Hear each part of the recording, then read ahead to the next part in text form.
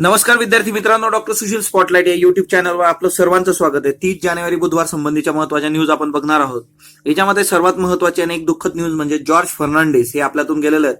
वयाच्या 88व्या वर्षी त्यांचं निधन झालेलं आहे। जॉर्ज फर्नांडिस यांचा जन्म मँगलोरमध्ये एका ख्रिश्चन कुटुंबात 3 जून 1930 ला झाला होता आणि काल त्यांचा मृत्यू 29 जानेवारी 2019 ला झाला। सो 1930 ते 2019 हा सगळा जो काही कालखंड आहे जॉर्ज फर्नांडिस यांचा, ह्याच्यातलं काही महत्वाचं राजकीय आणि सामाजिक गोष्टी आपण बघणार आहोत। या जॉर्ज फर्नांडिस यांच्यावर प्रश्न विचारले जाण्याचे चान्सेस खूप जास्त आहेत। 1949 दरम्यान मुंबईत कामगार नेता म्हणून ते आलेत आणि त्यांनी सामाजिक क्षेत्रात एक कामगार नेता म्हणून प्रवेश केला। त्यांची विचारसरणी समाजवादी होती, पण ते कडवे समाजवादी नव्हते। जसं आपण अटल बिहारीजी वाजपेयीजींच्या बाबतीत बघतो की ते संघाशी निगडीत आहेत, संघाच्या मुशीतून आलेत, पण ते काही कडवे संघवादी नव्हते। त्यांनी बऱ्याच गोष्टी उदारमतवादी इच्छाने केलेल्या आहेत। सो जॉर्ज फर्नांडिस आपण तसं बघू शकतो। दुसरी महत्वाची गोष्ट काय आहे की जॉर्ज फर्नांडिस हे एका ख्रिश्चन कुटुंबातून आले होते आणि तिथं प्रथा होती की कुटुंबातला एक तरुण हा ख्रिश्चन मिशनरी बनणार। त्यासाठी ते बेंगलोरच्या ख्रिश्चन मिशनरीमध्येही गेले होते, पण तिथली कथनी आणि करणी याच्यातला फरक बघून त्यांनी ते सगळं सोडलं आणि ते सरळ सरळ कामगार नेता म्हणून किंवा चळवळीमध्ये त्यांनी उडी मारली। त्यांच्या ज्या काही राजकीय याच्यातल्या महत्वाच्या घडामोडी, तिच्यातली सगळ्यात महत्वाची म्हणजे 8 मे 1974 रेलपेक्षा जेल बरा म्हणून त्यांनी रेल्वे संप सुरू केला होता। आणि याच्यामधूनच नंतर आणीबाणीची बीज जी रोवली गेलेली आहेत की आणीबाणी आली तर त्याचा धसका, ह्या रेल्वे संपाचा धसका इंदिराजींनी त्यावेळेस खूप घेतला होता। 20 दिवस हा चालला होता रेल्वे संप। म्हणजे तुम्ही बघू शकता की जॉर्ज फर्नांडिस ही अशी व्यक्ती आहे की जॉर्ज फर्नांडिस यांनी एका आवाजावर रेल्वे थांबवली होती। त्याच पद्धतीने मुंबईचा अनभिषिक्त सम्राट सुद्धा त्यांना म्हटलं होतं की बेसिकली काय होतं की 1973 मध्ये नॅशनल रेल्वे मजदूर युनियनच्या अध्यक्षपदी त्यांची निवड झालेली आहे आणि याच्यातूनच त्यांनी सगळी रेल्वे काबीज केली होती। दुसरी महत्वाची गोष्ट की मुंबईच्या बाबतीतही त्यांनी घडवून आणलेलं आहे वेळोवेळी। त्याच्यानंतर आता ह्याच रेल्वेला थांबवणारी ही व्यक्ती 1989-90च्या काळामध्ये विश्वनाथ प्रताप सिंह यांच्या नेतृत्वाखाली आघाडी सरकारमध्ये रेल्वे मंत्री झाली होती।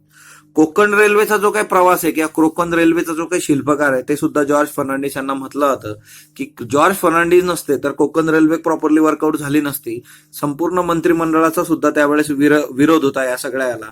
सो कोकण रेल्वेचा प्रकल्प जो आहे तो खऱ्या अर्थाने यांच्या इच्छाने साकार झालेला आहे असं म्हटलं होतं।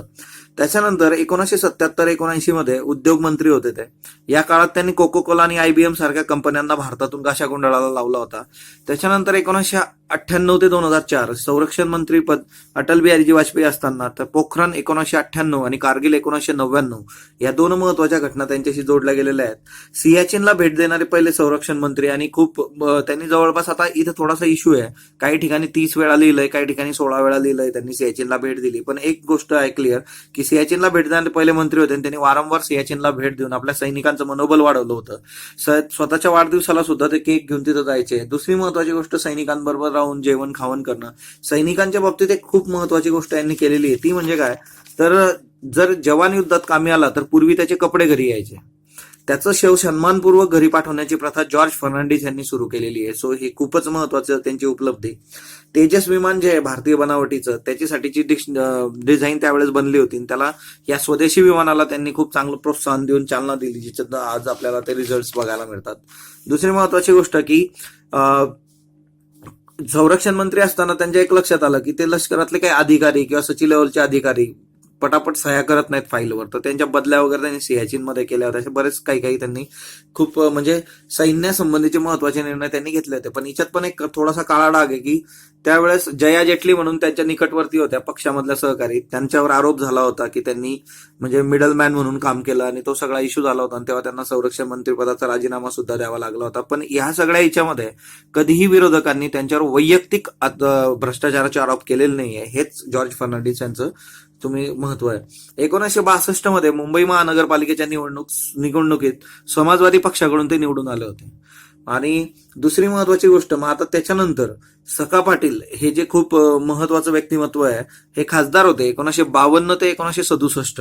खासदार असलेले सखा पाटील दक्षिण मुंबईतून यांचा पराभव झाला होता। तो पराभव केला होता जॉर्ज फर्नांडिस यांनी 1967 मध्ये।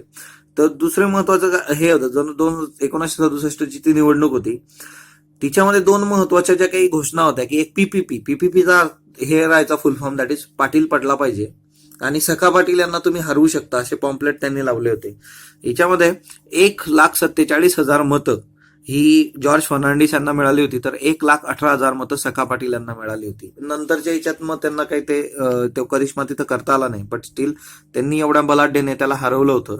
आणि म्हणजे जसं संघटन कौशल्य होतं त्या पद्धतीने घोषणांसाठीही ते फेमस होते. ते PPP तुम्हाला लक्षात आलं असेल. त्याच्यानंतर 18 भाषांवर त्यांचं प्रभुत्व होतं, हिंदी, इंग्रजी, कन्नड, कोकणी, मराठी. तर तेही एक महत्वाचं होतं. तिच्यामुळे लोकांची संवाद साधणं, संघटन कौशल्य उभं करणं. 1977ची जी आणीबाणी होती तिच्यात बडोदा डायनामाइट प्रकरणाचा खटला त्यांच्यावर सुरू होता. हे बडोदा डायनामाइट म्हणजे काय, आणीबाणी चालू असताना ते भूमिगत झाले होते आणि ते आणीबाणीच्या विरोधात त्याचा निषेध म्हणून छोटे छोटे जे काही प्लास्टिकचे स्फोटक बॉम्ब असायचे ना, म्हणजे त्याच्यापासून कोणाला काही नुकसान नाही होणार, पण ते निषेध म्हणून फोडले जायचे. सो बडोदा डायनामाइट प्रकरण त्याचा खटला त्यांच्यावर होता. त्याच्या काळात जेव्हा त्यांना जेलमध्ये टाकण्यात आलं, अंडरग्राऊंड जेव्हा होते ते, त्याच्यानंतर 1976 मध्ये अटक करण्यात आली होती. त्या काळात त्यांना मुझफ्फरपूरमधून त्यांनी निवडणूक लढवली. ते तुरुंगात असताना मुझफ्फरपूर बिहारमधून निवडून आले होते. 2009 मध्ये जनता दल संयुक्तने त्यांना लोकसभा निवडणुकीची उमेदवारी नाकारली आणि एकाकी अवस्थेत लढताना त्यांचा पराभव झाला. इथूनच त्यांची राजकीय कारकीर्द समाप्त होते. त्याच्यानंतर ते संरक्षण मंत्री असताना विद्यमान नौदल प्रमुख जे होते विष्णू भागवत यांना डिसेंबर 1998 मध्ये त्यांनी पदावरून काढून टाकलं होतं, कारण उपनौदल प्रमुख म्हणून हरिंदर सिंह यांच्या नियुक्तीस भागवत यांनी विरोध केला होता. गेल्या काही वर्षापासून त्यांना स्मृतिवंशाचा आजार झालेला होता, अल्झायमर ज्याला म्हटलं होतं, आणि तिच्यामध्येच ते आता गेलेत. दुसरी महत्वाची गोष्ट, त्यांनी स्थापन केलेल्या काही महत्वाच्या संस्था आहेत. That is Bombay labour union, असंघटित कामगारांसाठीची संस्था. त्यानंतर हिंदू मजदूर किसान पंचायत. त्यानंतर न्यू इंडिया कोऑपरेटिव्ह बँक. काय होतं की कामगारांना कुठली बँक कर्ज द्यायची नाही, दिली तर मग त्याचा व्याजदर. सहकारी बँक ही न्यू इंडिया कोऑपरेटिव्ह बँक त्यांनी सुरू केली होती, जी सवलतीच्या दरात कामगारांना कर्ज द्यायची. त्याच्यानंतर 1973 नॅशनल रेल्वे मजदूर युनियनचे ते अध्यक्षही सुद्धा झाले होते, हे आपण बघितलं. त्यांनी एक राजकीय पक्षाचाही मूज बांधली होती, दॅट इज समता मंच किंवा समता पक्ष असं तुम्ही त्याला संबोधलं जातं. सो एकंदरच जॉर्ज फर्नांडिस यांच्यावर आपल्याला प्रश्न विचारले जाण्याचे चान्सेस आहे. यांच्याबद्दल खूप काही लिहून आलेलं आहे. बाबा आढाव यांचा लेख आहे, म्हणजे जवळपास प्रत्येक नेत्याशी यांचे खूप चांगले रिलेशन आहे, त्याच्यातून ते आलेलं आहे. शरद पवार असतील, शरद यादव असतील, प्रत्येकाने यांच्याबद्दल लिहिलेलं आहे. सो ही एक महत्वाची व्यक्ती आहे, त्याच्याबद्दल आपल्याला माहित पाहिजे. त्या काळात प्रश्न विचारले जातील. मराठा समाज, ओबीसी, राज्य मागासवर्ग. मराठा समाज हा ओबीसीचा आहे असं राज्य मागासवर्ग आयोगाने स्पष्ट केलेलं आहे. मराठा आणि कुणबी या स्वतंत्र दोन नव्हे तर एकच जात आहे. मराठा समाजाला इतर मागासवर्ग जातींमध्ये ओबीसी मध्ये समाविष्ट करावे असं राज्य मागासवर्ग आयोगाने मांडलेलं आहे. 1942 मुंबई सरकार जेव्हा होतं तेव्हा एका अध्यादेशाद्वारे जी काही शैक्षणिक हेतूने मागास जातींची यादी झाली होती तिच्यात मराठा समाजाचा समावेश होता आणि हे त्यांना मिळालेलं पहिलं आरक्षण होतं.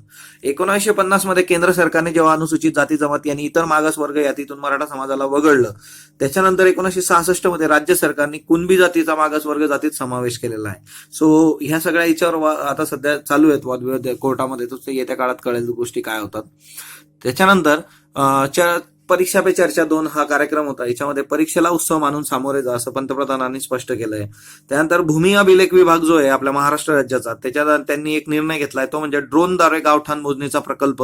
आणि सर्वदूर राज्यात ड्रोनद्वारे गावठाण मोजणीचा प्रकल्प होईल. आत्ताच एक 40 गावांसंबंधीचा यांनी केलेला आहे. सो भूमी अभिलेख आणि ड्रोनद्वारे सर्व तपासणी हेही लक्षात ठेवता. दुसरी महत्वाची गोष्ट, अण्णा हजारे यांनी सांगितलं होतं की बाबा मी सरकारला इशारा दिला होता की तुम्ही जर मुख्यमंत्र्यांचा लोकायुक्तांच्या कार्यकक्षेत समावेश नाही केला तर आंदोलन करणार. तर आता आपल्या राज्य सरकारने मुख्यमंत्र्यांचा लोकायुक्तांच्या कार्यकक्षेमध्ये समावेश केलेला आहे. आता कसं असतं की ऍक्च्युली लोकायुक्ता संबंधीची समिती जी असते निवड करणारी, त्याच्या अध्यक्षपदीच मुख्यमंत्री असतात. म्हणजे ज्या व्यक्तीची निवड करायची त्यालाच त्यांच्या चौकशीचे अधिकार देणं, आणि मग तो सगळा प्रकार आहे. आणि याच्यामध्ये काही चेंजेस अपेक्षित आहेत. सो अध्यक्ष लोकायुक्त नियुक्त करताना अध्यक्ष मुख्यमंत्री असतात आणि सदस्यांमध्ये इतर सदस्यांमध्ये 4 सदस्य आहेत. विधानसभेचे अध्यक्ष, विधानसभेचे विरोधी पक्षनेते, उच्च न्यायालयाचे मुख्य न्यायमूर्ती किंवा त्यांनी नियुक्त केलेले एखादे न्यायाधीश, राज्यपाल नियुक्त विधिज्ञ. म्हणजे 4 आणि 1 5, म्हणजे अशी 5 सदस्यांची समिती आहे. या समितीद्वारे लोकपाल आणि त्या संबंधित लोकायुक्त निवडले जातात. त्याच्यानंतर 1972 मध्ये लोकायुक्त आणि उपलोक आयुक्त यांची निर्मिती करणारं महाराष्ट्र हे देशातलं पहिलं राज्य आहे. त्याच्यामुळे हे खूप महत्वाचं आहे आपल्यासाठी. 1972 लोकायुक्त आणि उपलोकायुक्त नियुक्त करणारे महाराष्ट्र पहिले राज्य. 2025 पर्यंतचा काळ जो काही असणार आहे तो भारतासाठी अवकाश मोहिमांचा काळ असेल असं डॉक्टर के सिवन म्हटलेत. नॅशनल स्पेस सायन्सेस सिम्पोजियमचं उद्घाटन काल झालेलं आहे. सो याच्याबद्दल आपण काल पण न्यूज बघितली होती. त्याच्यानंतर लैंगिक शिक्षण हे शालेय जीवनात दिलं पाहिजे 8वी ते 11वीच्या विद्यार्थ्यांना. किशोर अवस्था जीवन कौशल शिक्षण हा या अभ्यासक्रमाचं नाव आहे. याला लैंगिक शिक्षण आपण व्यावहारिक जीवनात म्हणतो. लैंगिक शिक्षण आणि लैंगिक शिक्षण द्या आणि तरुणांचे भविष्य सुरक्षित करा, अशा आशयाचं पत्र राष्ट्रीय एड्स नियंत्रण संस्था म्हणजे नॅकोनी महाराष्ट्र राज्याच्या मुख्य सचिवांना पत्राद्वारे कळवलेलं आहे.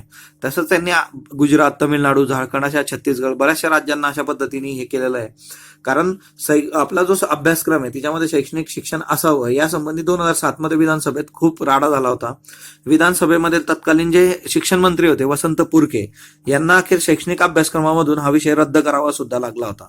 सो याच्यामध्ये त्यांनी नॅकोने एक आकडेवारी दिली आहे. 15 ते 29 वर्षे वयोगट जो आहे, ज्याला आपण तरुणांचा वयोगट म्हणतो भारताच्या बाबतीमध्ये, 2014चं तरुणांसाठीचं जे काही धोरण आहे त्याच्यानुसार 25% लोकसंख्या ही 15 ते 29ची, तिच्या 3.1% लोकसंख्या ही HIV ची लागण झालेली आहे.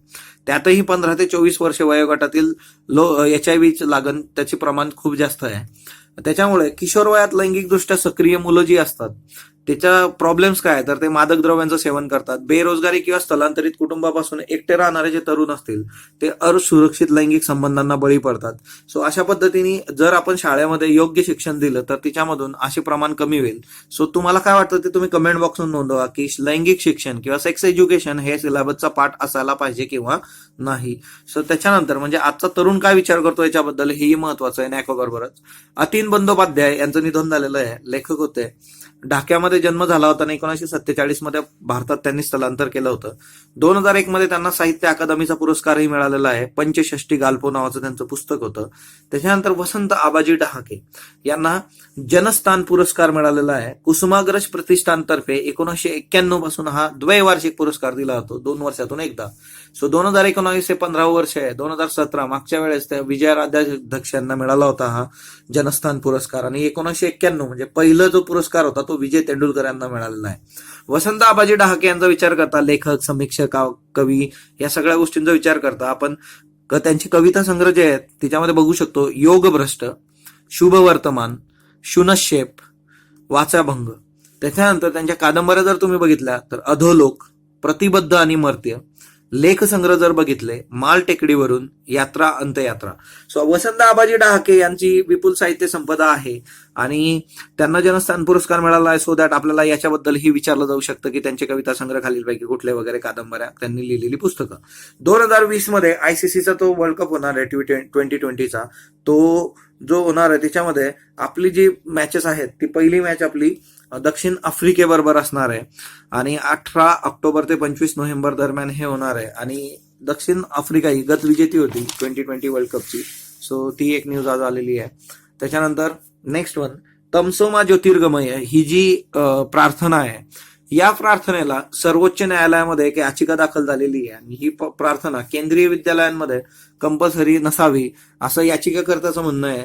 विनायक शहा हे याचिकाकर्ते आहे, मध्य प्रदेश मधले ते आहेत. ते स्वतःला नास्तिक संबोधतात आणि त्यांनी स्वतःला नास्तिक संबोधून सांगितलं की ही जी काही आहे तर ती प्रार्थना कंपल्सरी करता येऊ शकत नाही. कारण कलम 28 काय सांगतं की शाळांमध्ये धार्मिक शिक्षण किंवा स्तुतीपर गाणे वा प्रार्थना म्हणणे घटनाविरोधी आहे आणि ही जी आहे तर हिच्यानुसार सेक्युलरिझम पाळलं जात नाही. सो याच्यावर बरं डिबेट चालू आहे. ऍक्च्युअली कोर्टामध्ये याच्यावर डिबेटही झालेलं आहे. काही आता ही जे आहेत की काही गोष्टी तर उपनिषदांमधून घेतलेल्या आहेत वगैरे वगैरे, सो दॅट की बाबा हिंदू धर्माला हे वाढवण्याचं प्रकरण आहे, अशा सगळ्या काही गोष्टी आहेत आणि याच्यामधून मग सेक्युलरिझम पाळलं जात नाही अशा आशयाचा हा सगळा प्रकार आहे. सो वेदांत झेरॉक्सवर झेरॉक्स मागच्या डिसेंबरची आहे, ही 31 जानेवारी नंतर ही अवेलेबल करून दिली जाईल मंथली PDF. काही लोकांना ते ओपन होत नाही आहे PDF, सो त्याच्यासाठी थोडा टेक्निकल प्रॉब्लेम आहे. मी तो सॉर्ट आउट करून परत एकदा ती अपलोड करेल. पण जे पुण्यात आहेत त्यांनी वेदांतवरून घ्या, तोपर्यंत 1-2 दिवसात आपण तोही प्रॉब्लेम सॉर्ट आउट करूयात, सो दॅट की तुम्हाला सगळ्यात दूर ते असेस होईल. ती काही लोकांना ओपन होते, काहींना ओपन होत नाहीये. एकाने ते सांगितलं HTML फाईल वगैरे, सो आपण वर्कआउट करूयात तिच्यावर. डॉक्टर सुशील स्पॉटलाइट याच नावाचा आपला, ज्या नावाचा आपला युट्यूब चॅनल आहे त्याच नावाचा आपला टेलिग्रामचा ग्रुप आहे. सो तुम्ही दोघी गोष्टी फॉलो करू शकता आणि डॉक्टर सुशील स्पॉटलाइट या चॅनलला लाईक करा, शेअर करा, सबस्क्राईब करा. तुमचे काही सजेशन असले ते कमेंट बॉक्समध्ये नोंदवा. धन्यवाद विद्यार्थी मित्रांनो.